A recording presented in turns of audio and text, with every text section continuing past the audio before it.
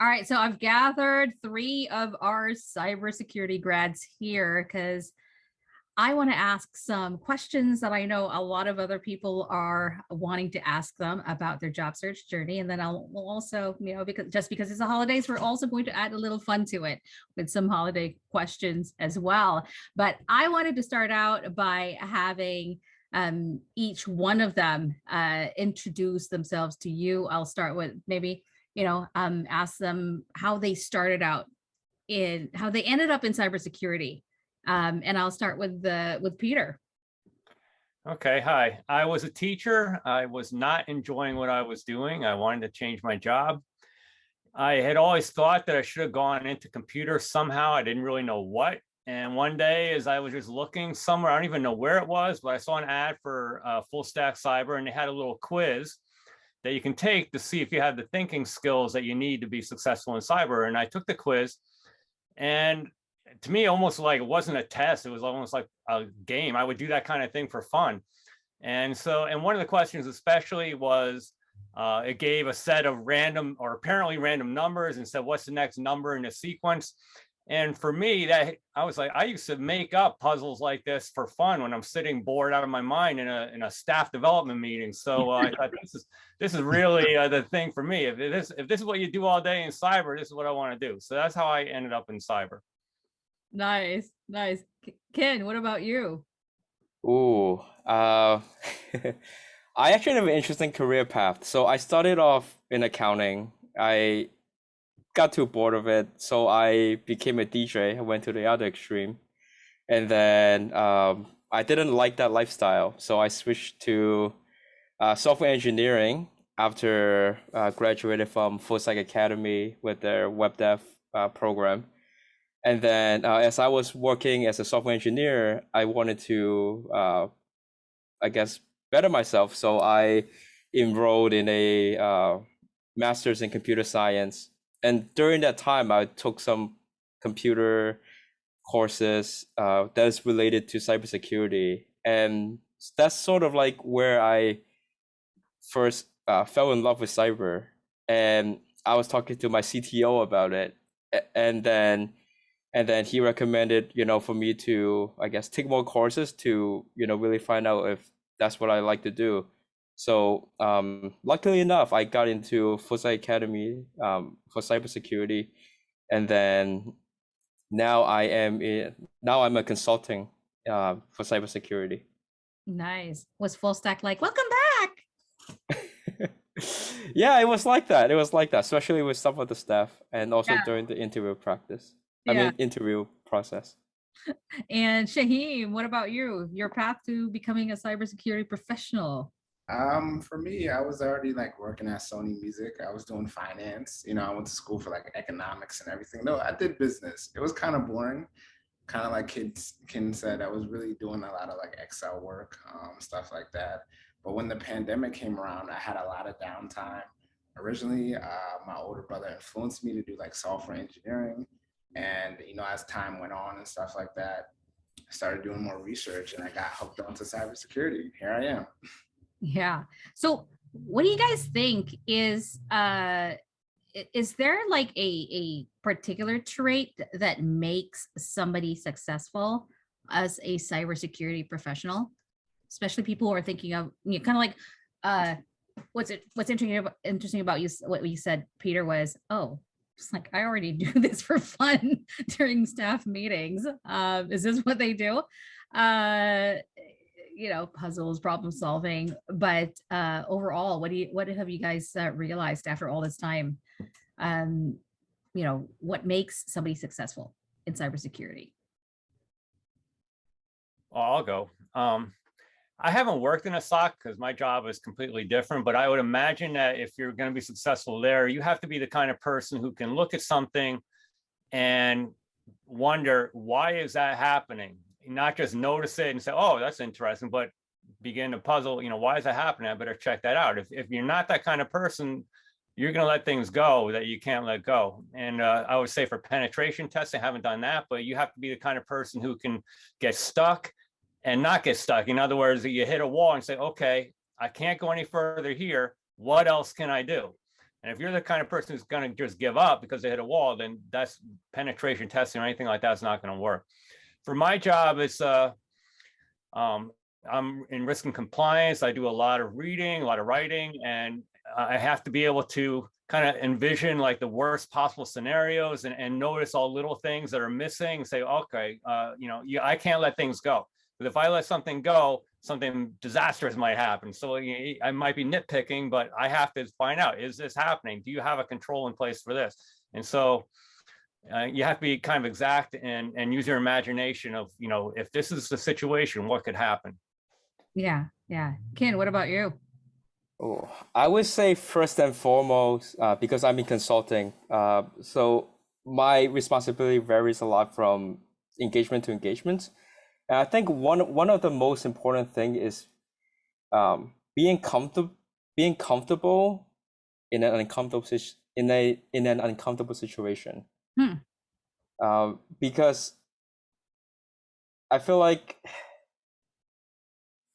at least the bootcamp, for example, it provides me the fundamentals, but not necessarily every skill set that I would need to be successful in my job. So what that means is for me to constantly stay hungry and constantly use the downtime to continue to perfect my craft. Yeah. Right? Because cybersecurity is changing very quickly. And the reason that, people that sort of don't have the quote unquote school background are able to jump into cybersecurity is the same reason that why cybersecurity is an industry is tough. Right? Yeah. And so that's one important aspect, is to constantly learn things, constantly challenge yourself. And I think another aspect is grit, having the grit to really I guess take on the responsibility and I guess see it through. And I think lastly is teamwork. But I think if you are able to get into Fullstack Academy, teamwork wouldn't be an important trait that you're lacking. Yeah, because you guys have had to, work in groups, have to actually collab on projects, even in a virtual setting. Right. Yeah, and Shaheem, what about you? What's one trait, if you were to name one thing that a cybersecurity professional has to have, what would that be? I kind of agree with like what Peter and Ken said. You really have to be open-minded, always trying new things, always learning. You can't, it's a growing field. You can't stop learning, And once you stop learning, you kind of cheat yourself. So you really have to just be open-minded, always try new things on your downtime, try to learn new things, push yourself, motivate yourself, work in a team setting. And we all had to do that kind of in a virtual setting. So it's, going to Fullstack, it was just the beginning, but I feel like you have to have that continuing like growing mindset in order to excel. So especially with all the certs. Yeah. What's the biggest hurdle that you guys had to face during your job search journey? I'll start with Shaheem this time. For me, I think was like the first couple of months trying to get traction. I will say it was a little bit annoying trying to like email all these like recruiters. They see your email or they don't get back to you, and the constant follow-ups. That was like the biggest hurdle for me. But what I really did on my downtime, I would always take breaks. That really kind of, leveled me out in a sense. But that was the biggest hurdle, just getting the traction. Yeah. Ken, what about you? The biggest hurdle I have will probably be my lack of sleep, because I'm someone that likes to front load a lot of things.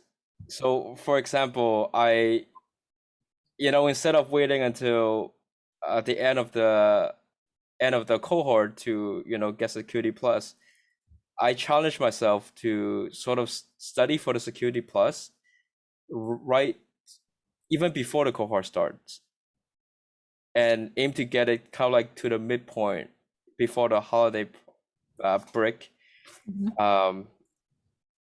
mainly because I sort of have an idea of how tough it would be to get into the industry. So my goal was to front load everything, and the downside of it is that I was probably sleeping 5-6 hours a day, and so I would say that's probably my biggest hurdle. Peter, what about you? Yeah, I would say maybe it's just to keep going, because I went 2 months of full-time applying, nothing but applying for jobs for 2 months, and I had no offers for an interview until after 2 months of work. So, but I mean, I had a positive viewpoint. It's not like I expected to get a job right away. I just figured I just got to keep going. This is what you got to do. And I just kept going. And fortunately, one of them called me up or texted me, emailed me. Absolutely. So, what worked and what didn't work in terms of the things that that you did while you were job searching? Who do you want to start? Let's see. Let's start with you, Peter. I kept track of all my jobs on a spreadsheet. I had the company, I put it in alphabetical order because after a while I realized I'm applying to the same company multiple times. So I put it in alphabetical order. I kept track of the job and where the source was. And that helped me because when I finally did actually get an interview, I didn't even remember applying for the job. So when they emailed me, I'm like, I don't even remember what I applied for or what they want. And so because I had that in the spreadsheet, and it was all alphabetical, I just went to the company. I found the ad. I found the source was Indeed.com. I went to Indeed.com, put in the company, and there was the ad that I had responded to. So having that really helped. I did a lot of networking, and I guess we can talk about that later, probably. So I guess that's what I have to say. Okay, cool. Let's see. Yeah. Ken, what about you? Sure. What worked for me is the time I put to prepare for my interviews. I feel like I have a lot to say about that, which I think we'll get into later. But I think so that's one of the things that works for me the most is to prepare well for the interview. And it's not, I guess I don't want to get into too much detail for it, but one of the most important thing is to, instead of really thinking about sort of like what I could provide to the company, I really think about what the company is looking for and how do I mold my own story into sort of like fitting the mold into what they're looking for. Yeah, yeah. You're basically the product that is the solution to their pain point.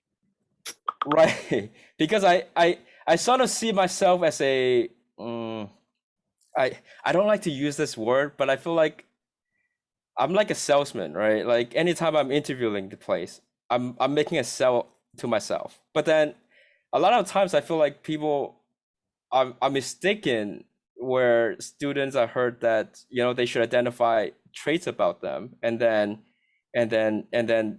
sell to the company. But then my analogy is that, well, if you're going to a car dealership and a car salesman just tells you what the spec of the car is, right, without knowing what you're looking for, as opposed to a salesman that actually knows what you're looking for in a car and then sells you the car. They're two separate things, but the car is the same, right? It's a messaging that's different. Yeah, absolutely. And so that's why I was able to, I have very interesting experience with interview because I landed my consulting job without them asking me one single technical question. And I also got another interview where they asked me technical questions that I know I got wrong, but by that time they already made up their mind about me that it doesn't matter. And so that's the work I put in before interviewing. What didn't work for me is that I actually don't like writing cover letters, partly because I say that I'm lazy, but partly because I feel like if I'm writing a cover letter, I'm doing things wrong. So you just basically, yeah. And you know, what's interesting is that, you know, Peter writes beautiful cover letters. It's like you actually, you know, have written some of the best cover letters that I've ever seen. At the same time too, you know, to Ken's point, there are a lot of recruiters don't like, you know, don't really bother with the cover letters just because people don't write like, a lot of people don't bother to write like Peter. But at the same time too, you know, like your methodology, Ken, in terms of, you know, seeing it as a sales pitch where you're pitching yourself, essentially is what got you, you know, past the initial interviews, because they actually saw how you could actually be the solution to their pain point. Right. Selling you as the as the benefit as opposed to the feature. So yeah, Shaheem, in your case. Oh, yeah, like what worked for me, I would say like during like September, October, I did a lot of like Black tech conferences, just for like African Americans, seeing like companies who are hiring. And it worked well for me. Like I was able to, you know, connect with a bunch of people from resume writers, software engineers, people who are doing sales engineering, cybersecurity. And those 2 months were really just very active for me, in terms of meeting and, you know, doing Zoom calls. I think I got like about 2 interviews, although those companies did not hire me, but, you know, 2 interviews are better than none at the end of the day. And the second thing was over preparing, for these interviews, making sure I always take notes, study the company, know every single aspect, their tenants, just really, really taking the time and really knowing the company and, you know, selling yourself. And what really didn't work for me was trying to reach out to these startups. I had to learn, you know, midway through my job search that most of them don't train new hirees. So I kind of had to, like, you know, redo my job search and go for bigger companies. But yeah, reaching out to these startups, most of them don't respond. Some are looking for more experienced professionals. So yeah, that was probably my weak point of my job search. Yeah. Peter, you actually had an interesting methodology when it comes to prepping for your interviews, where you would actually just put, you know, 8.5 by 11 cheat sheets all over the wall. Can you tell us what that methodology was? Hey, but they were cheat sheets, because what I did, when I finally got my first interview after 2 months of job search, I'm like, I am not going to mess this up, because I might not get another one. It might be 2 more months, whatever. So I use the LinkedIn interview tools. And if you don't know what they are, I can just go to LinkedIn. Just go to a web search and type in LinkedIn interview tools, and it should be the top link that you see. I click on that, and it has like 25 most common behavioral interview questions. And I created a document I answered every one by writing it out exactly what I was going to say to make sure I had a great answer for every one of those. And then on that same page with the interview tools, they have a video camera, and you can record your answer. And so I recorded myself over and over until I'm not saying and not like looking up at the sky and trying to remember what I was going to say. I had every single one of my questions memorized, so I could go just like that, and, you know, off the tip of my tongue. So when the interview time came, I wasn't nervous, because I knew whatever answer they were going to ask me, I had it. And then the same thing with, and I didn't know if they were going to ask me any technical questions. So I just did a search for 25 most common cyber technical interview questions. I made sure I knew all of them, and I practiced them again, because you think you know it in your head, and then you have to actually verbalize it, and you realize you don't know it as good as you thought you did. So I practiced all of them till I could come out with all those answers. So yes, I had cheat sheets up on the wall where they couldn't see, but I didn't have to use them because I knew what I was going to say. And so for me, I would say that's the biggest advice I can give is, you know, because that confidence comes through. It shows, you know, when they ask you a question and you know what you're going to say, you know, that they pick up on that, and they think, oh, this person knows what they're talking about. And, you know, if you come through hesitant and you don't really know what you're going to say, then, you know, they register that too. And I don't think they see it very positively. So that's my advice. Yeah. How did you guys, because imposter syndrome is very real, especially among people who are coming out of boot camp, because there's that big, you don't know until you actually step out there. It's like, is it going to happen for me? And then with a lot of the no's, the imposter syndrome starts getting worse and worse. How did you guys overcome that? What did you do in order to not let that, be a hurdle for you? Like, Ken, in your case, for instance. Oh, this one is a tough one. I laugh a bit because for me, I just live with it. Where I feel like I've been imposter every day, right? But at the same time, I don't let that affect what I do at my job, right? So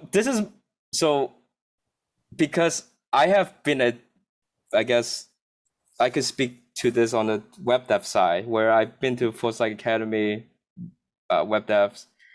I have imposter syndrome when I was a software engineer for more or 4 years. That's why part of the reason I wanted to go get my master's is so I was like, well, I want to find out, what I'm missing from school, right? Just to have that piece of paper, like what does it take?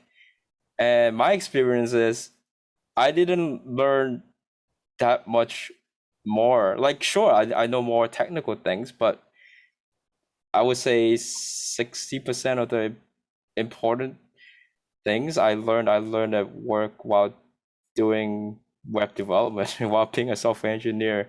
So for people that are wondering, does that piece of paper, would that teach me significantly more things? I would say no. But that's part of the reason that I went back to school is because I wanted to know what it's like. And I think at my current job,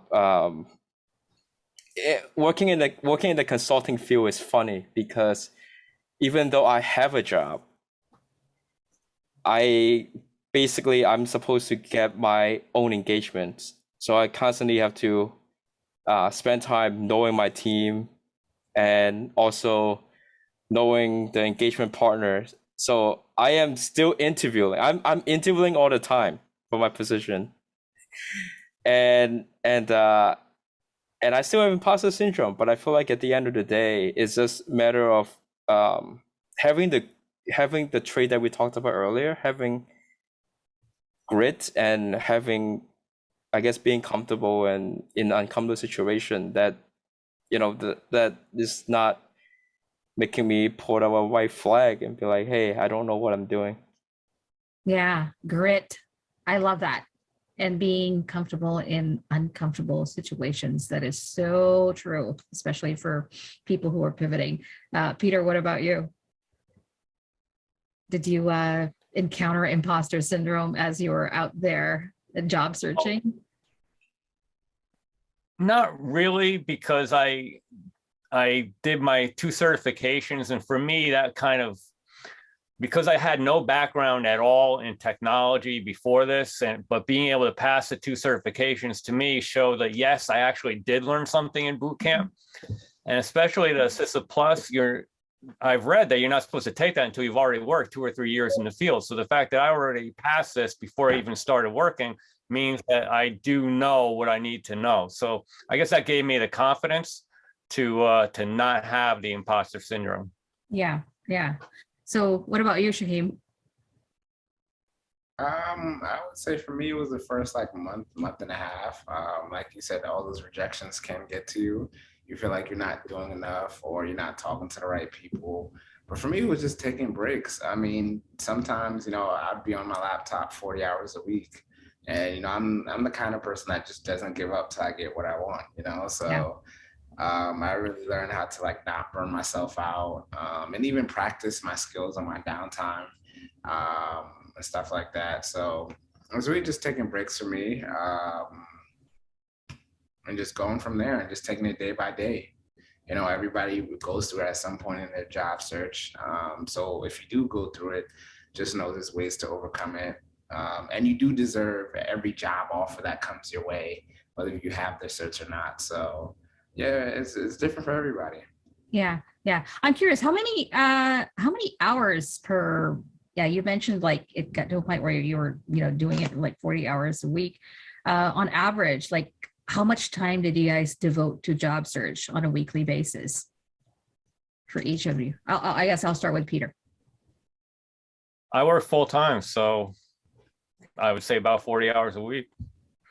I tried to do, the 10, 10, 10. I tried to do that every day.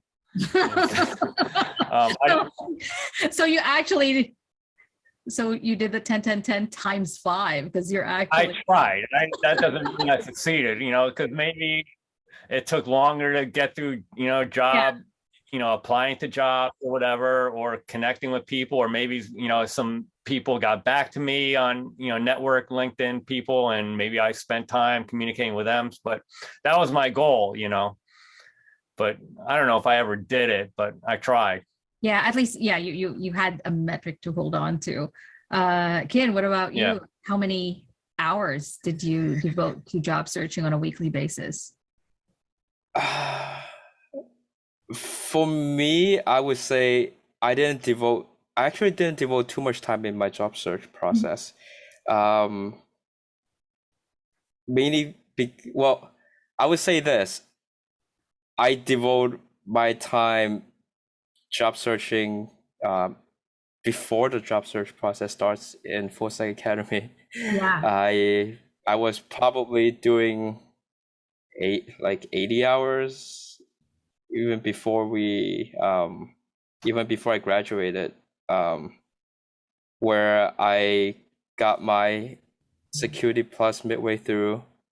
I got my CYSA a couple months later. I also got my AWS Solutions Architect a month after Security Plus. And then a month after that, I got my Azure Administrator. Wow. So I front load a lot of things beforehand. I was going to say, because wow, you're not kidding when you say you front load stuff. I'm not kidding, because my life has told me that it's always because things happen in life. And so one of the things is that I'm afraid that I might get discouraged or whatnot. So during the job search process, and so for me, I wanted to make sure I could hit the ground running. And after I graduated, actually I spoke with one of the recruiter after the cyber meetup. What is it? The cyber graduation day? Launch day? Yes, career launch day. Yes. And she was able to get me on an interview, where I was offered a position there. But at that time, I already have another offer.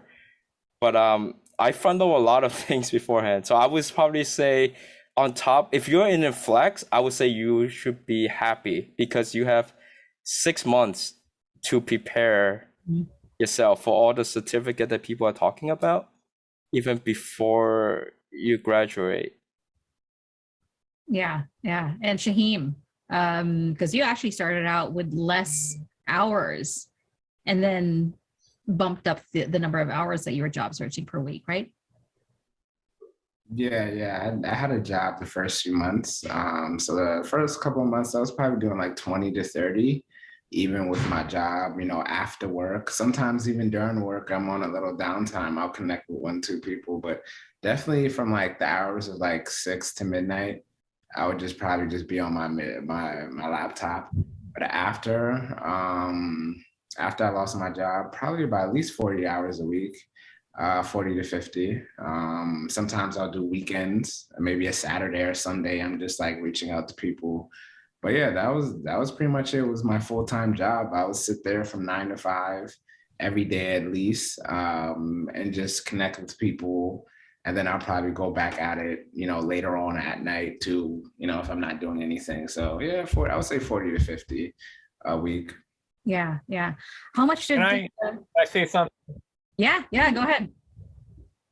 because I'm hearing all three of us speak, and I think that I don't know, I can't speak for the other two, but like I wasn't working, so I could do full-time job search. Whereas I can imagine a lot of people who end up watching this video are working full-time to support a family, and it's like I can't do 40 hours a week, and that's realistic. So, if like the Desi's 10-10-10, if you can do that per week, at least you're on track. You're doing something, and to me, it breaks down to 2 a day.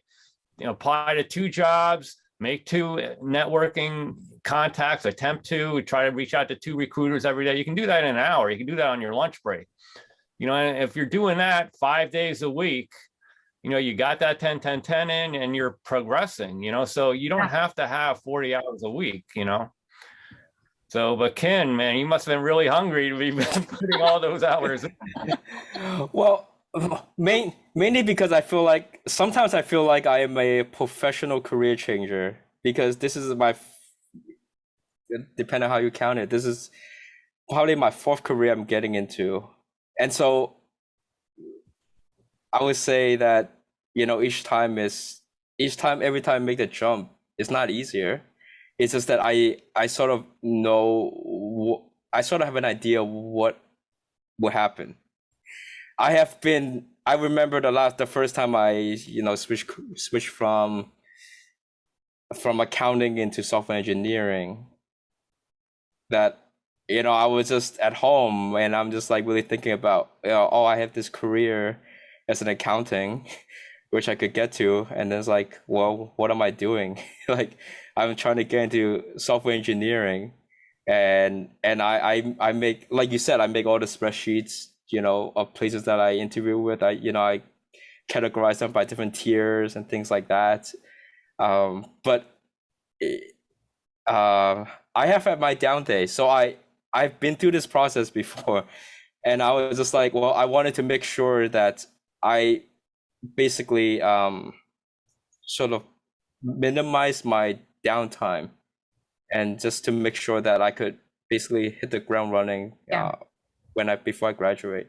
Absolutely. So how long did each one of you Shaheem, you wanted to add something? I want to say, I agree with Peter.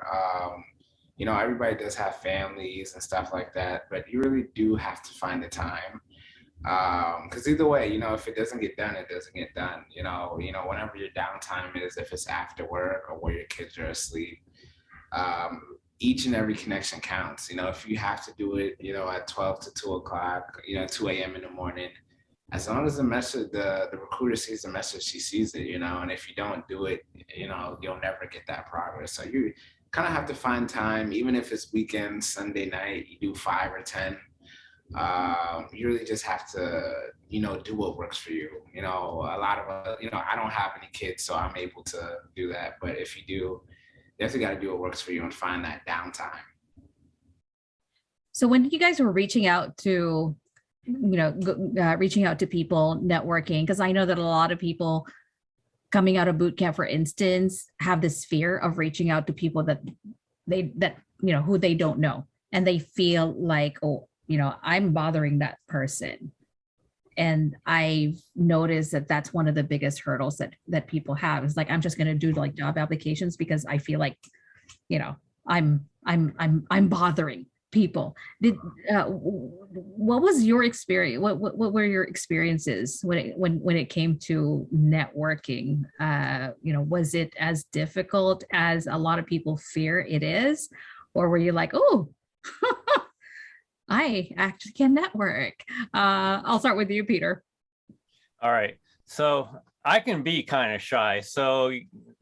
But I found networking to be extremely easy, and anybody can do it. And I'll tell you why. All right. What I did is I just made up a little blurb about myself. Hi, my name is Peter Armstrong. I am transferring into or pivoting into cybersecurity. I've gotten my certification in this and that. And do you have any advice for me? So I had like a little 1 or 2 sentence explanation about who I was and what I was interested in. And then I'd go to LinkedIn, and you can do a search on LinkedIn. So I just put in, I was interested in risk and compliance. So I type in risk and compliance. and then search for people. And then on the left-hand side, I'd get a whole list of people. And so every day I try to hit 10 of those people, and I just send them my little message and ask to connect. And a lot of times that it was very successful. I'd say at least every day, like 30% of the people I attempted to contact would respond and say, yeah, I can help you, what do you need or whatever, or, give me a little bit of advice.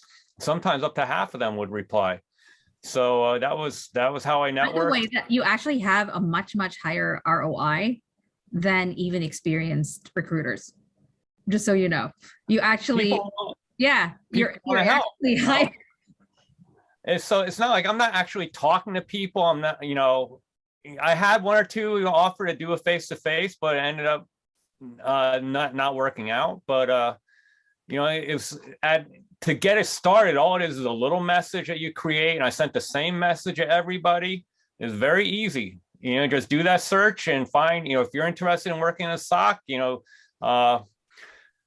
put in security, whatever it is, and just do a search for people and just start contacting them one after the other, just every day, a couple more. Yeah, absolutely. Shaheem, what about you? For me, I kind of had to look at it at a different perspective. I was never a big fan of LinkedIn. Didn't really like it, to be honest. Never really used it at all before I really even got into cybersecurity. But I had to look at it. I had to change my mindset in terms of just like, I don't have the job yet, So if I have to message them at 1 a.m. or 12 a.m. and this is my downtime, I just do it because they'll see it in the morning. And if they think I'm bothering them, they don't have to answer, So you really have to put yourself in that mindset of just, you don't have the job yet, and it's also a different, platform. LinkedIn is for job posting. I've even had, a person telling me like, yeah, it's kind of like Instagram. And I'm like, it's not really, Instagram is a whole different platform, but LinkedIn is for jobs and people know you're searching. So if you, respond to a recruiter if you message a recruiter about a job and stuff like that, they have the option to respond or not. But for me, I did the exact same thing as Peter, the copy and paste method. I would just do a few sentences, change their name, and then just, put in the note, next one, record it, next one. And that way I was doing 5-10 a day on a good day, So yeah, that's really what I did. Yeah. Ken, what about you? Yeah, I could speak to what Shaheem and Peter are talking about. I think LinkedIn is very important, and one of the thing that I don't like about when people add me is that they just add me without sending a message. And a lot of times when I receive those, I'm like, how come I'm being added? Like is it a recruiter? Am I going to accept it? And then a recruiter the next day is going to send me 5 posting and ask me to connect. Like those are things that I fear, right? As someone that's trying to connect with me. And I think I agree with what Shaheem and Peter are saying with LinkedIn 100%. One other thing that I use for networking, because I think I'm also kind of shy with like Peter, is that I keep in touch with all my prior managers that I work with. So I make it a habit of, if I like people that I worked with before, I talk, like even though after they left the company, I still call them like every half a year. And I have all my prior manager on, not on speed dial, but I talk to them at least once or twice a year. So what that does is that now I have co-workers that are working in a lot of big tech companies that I know I could reach out to if I need an interview or if I need something. And I know I have managers to reach out to if I need advice in careers and things like that. So I make it a point to just catch up with people. And sometimes it doesn't have to be to serve any purposes other than just to catch up to see how they're doing. Yeah, especially right around the holidays. This is actually perfect for, hey, happy holidays. Hope things are gonna, go well for you in 2022. At least that's what I do, during the holidays. And yeah, just like you, I I make it a point to stay in touch with people that I've worked with over the last, 10, 20 years. Yeah, because those connections have really, really helped me, throughout my career. When you guys look at your job search journey, what's the biggest piece of advice that you have for anyone who is, thinking of doing a career pivot, especially into technology? And then what advice would you have for people who are specifically wanting to pivot into cybersecurity? I'm going to start with Peter. Okay, I have two things I would say.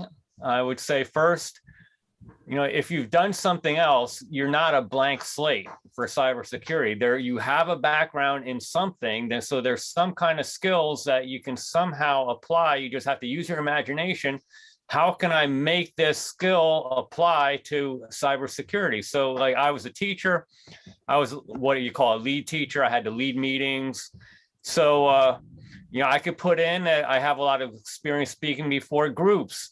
I'm really good at reading and writing. I'm very good at writing. A lot of people in technology are just not very good at writing. So I feel like that's a quality I have that other people in tech don't have. Maybe they beat me in the tech, yeah, but I can beat them in writing, and I have to represent the company and make the company look good. They can't do that. So you have to think about what you have that applies to cybersecurity. And for me, I kind of broke the rules for my resume. I put that stuff right at the top. So that's the first thing they see when after my name. And then I have my name in big letters across the top. I have the name of the posting in big letters across the top. So they see my name. Is that posting? Yes, that's me, whatever it is. And then I put in those things that I felt the qualities I had, the background I had that apply to cyber or risk and compliance in my case. The other thing I'd have to say is, in your resume, you have to make you shine out. In other words, I was talking to a fellow graduate from Fullstack, and he showed me his resume, and he had all the stuff we learned, and it's great. And I said, okay, but didn't everybody else who went to Fullstack learn all the same stuff? He's like, yeah. So why should I hire you instead of any one of the other 50 people? So I said, you have to go back and think about your full stack experience. What was it that you did that you are really passionate about? You love that, and that's what you want to do, and make that come through in your resume somehow. Find a way to make that come through so that, when somebody, recruiter or somebody looks at it, they're like, oh yeah, I like this guy. He's really excited about it, because they don't want to hire anybody. They want to hire somebody for that position that wants to be in that position. And so you want to make sure that when they see your resume, you are the one that wants to be in that position. Yeah, so true. I love what another interesting thing about it is that your transferable skills as a writer, that's the reason why I tell people take a look at Peter's about section on LinkedIn, because the way that he projects himself is just so unique, and it's crystal clear the kind of transferable skills that you actually bring to the table. So Shaheem, what about you? I agree with Peter. Definitely, use your previous, past skills into going into cybersecurity. Everybody has a different route. And the good thing about cybersecurity is very broad. You don't have to be a SOC analyst. You can do governance and risk and compliance. You can do pen testing. But I would definitely say don't down yourself. Definitely, keep your options open. Even if it's, not cybersecurity, you can also do tech support. At one point in time, I was also looking for jobs in tech support. There's many ways into cybersecurity and many ways into tech, but definitely keep an open mind when you're doing a career change. And you just have to, be persistent, keep going at it. Anything is possible, so I definitely say that. So, yeah. And Ken, what about you?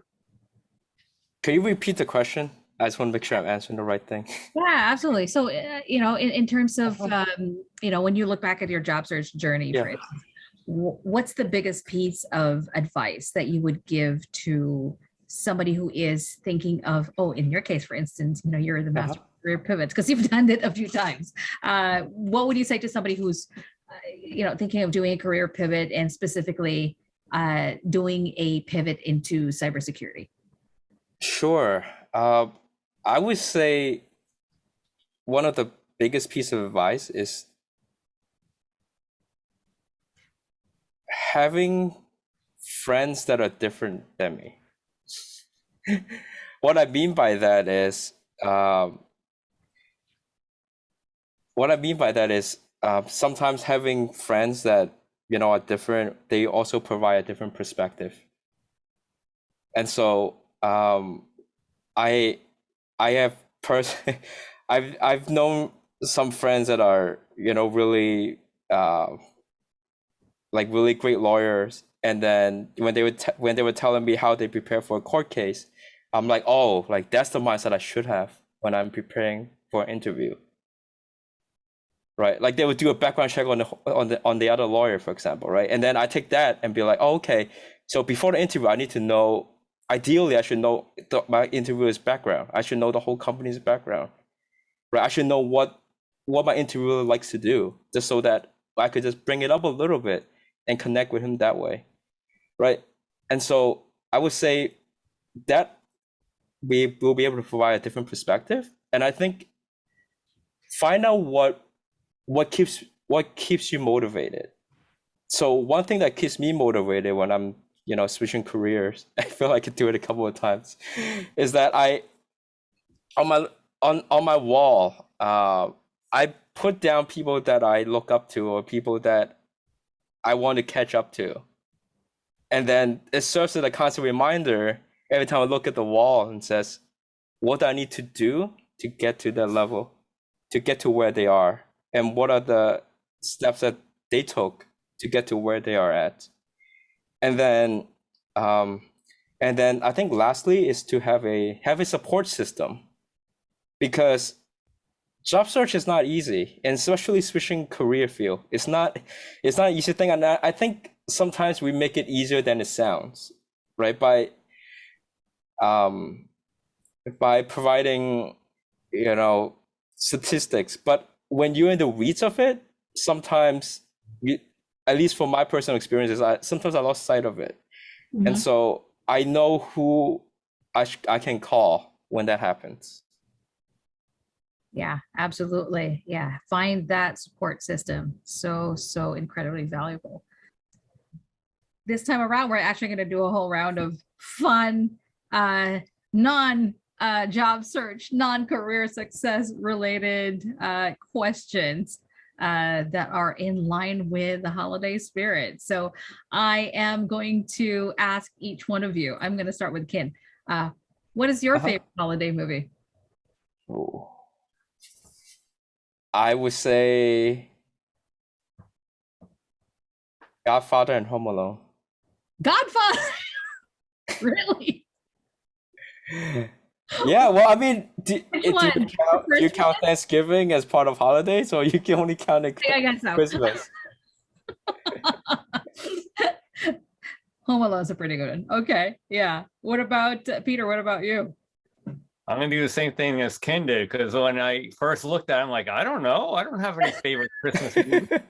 But then I thought my favorite movie is a holiday movie. It's just not Christmas. It's Independence Day. Ooh. The first one or the second one? The first one. Good question. Yeah, the first one. Yeah. Oh, the one that they hack the. Yeah. I hope I'm not spoiling anything here. But... Spoiler alert! Spoiler alert! I'm sure everybody has watched that one at this point. Shaheem, what about you? I actually have a Christmas movie. It came out like years ago, but it's called This Christmas with Idris Elba. And like Chris Brown, and it shows like really a bunch of stuff that happens during this Christmas seasons for like African American families. It's pretty funny, and I watch it every year.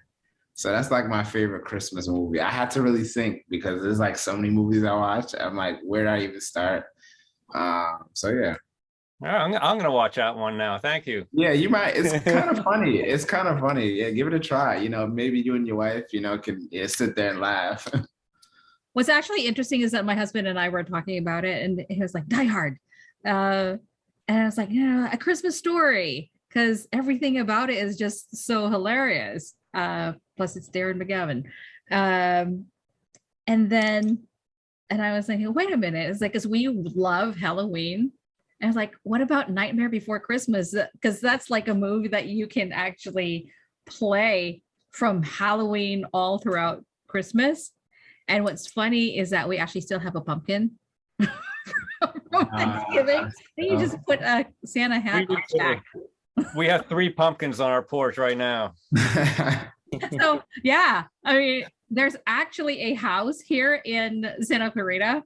And what they do is that they actually start out with like this big Halloween display, you know, on their front yard. And then right after Thanksgiving, they actually take Jack. And so Jack during Halloween has that pinstripe, you know, black and white suit. And then after Thanksgiving, they switch out Jack's, you know, black and white pinstripe suit into the Sandy Claus outfit. Oh. So they changed the whole theme, but it's still Nightmare Before Christmas. So it's pretty cool. What's the oh yeah, classic question that always comes up, but interestingly enough, I'm starting to find out that most people actually are haven't really watched Die Hard. But for those of you who had, do you classify Die Hard as a holiday movie or not? I hardly even remember it, so I can't answer that question. I don't even know where did Christmas come in. I guess maybe I watched the wrong movie. So. Yeah, Ken, Shaheem, did you guys watch it? No. No, not at all. I just found out about it today. I watched bits and pieces of it. I never watched it in one whole sitting. So I feel like I can't comment on that one. Yeah, it's interesting. I've actually found out. I was like, it's actually not as popular as I thought that it was. So, yeah. But what's your wish for the new year? For each, for each of you. Shaheem, I'll start with you. For me, I would definitely, say be more healthy, go on the gym more. I definitely like practice, my skills, do certifications, and just definitely be motivated all the time. I would also say vacation. Now I can do that, right? But yeah, just try to be a better version of myself, really. Nice. Ken. Oh, well, now Shaheem got me thinking about work. Pass my CISSP and then work out more. I definitely gained a lot of weight since COVID. And then get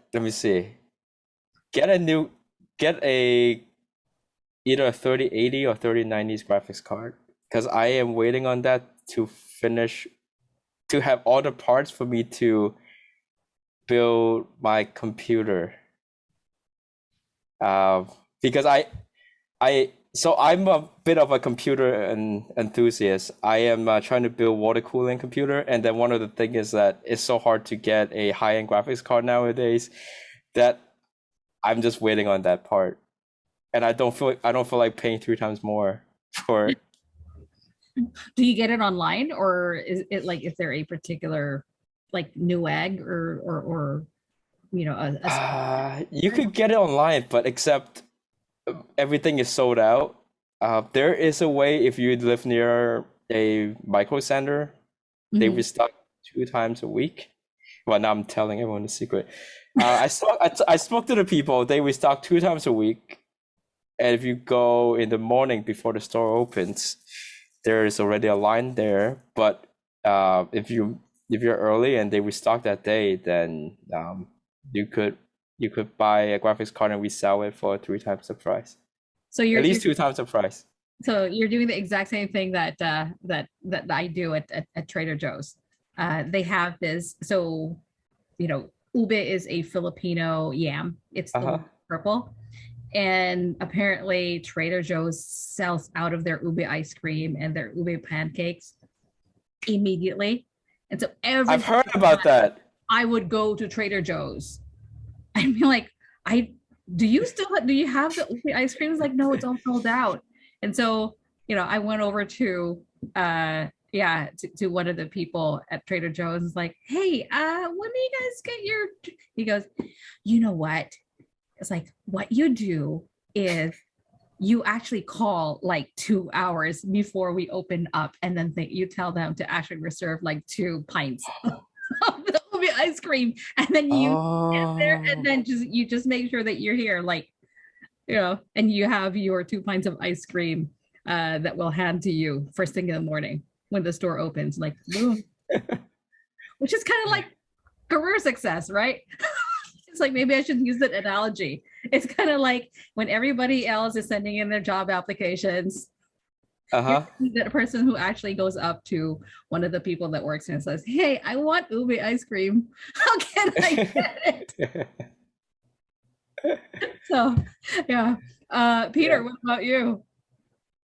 Well, I made a lot of friends at the Fullstack boot camp. And so my wish for the new year is if any of them are still looking for a job, that they find a job quickly.